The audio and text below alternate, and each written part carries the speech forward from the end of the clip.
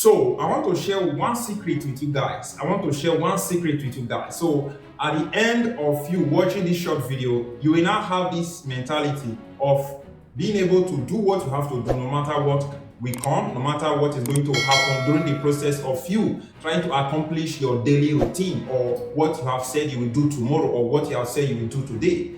Let us say, for example, a poor man and a rich man.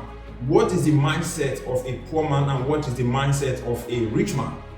The mindset of a poor man, let us say, for example, I'm going to work today and rain start falling. So this will now be a barrier to me as a poor man. Oh, I will not go, I'll just call my boss. Rain is falling, I don't think I can make it to job. But let us look at the mindset of a rich man.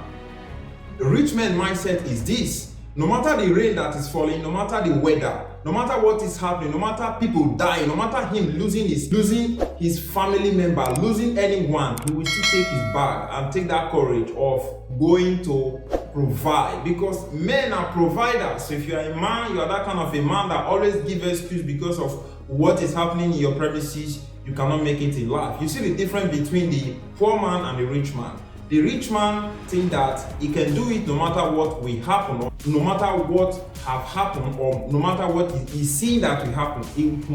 He must accomplish his purpose. He must accomplish his daily routine. But a poor man have already decided to say, okay, because of this rain, I will not be able to accomplish my daily routine. I will not be able to do it because there is a problem. I cannot do this. This person is sick. That person is that. So this is the mindset of a poor man.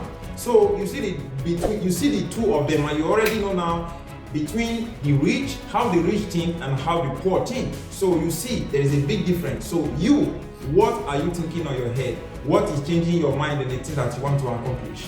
That is a question for you to answer, not me. Just answer that question in your life.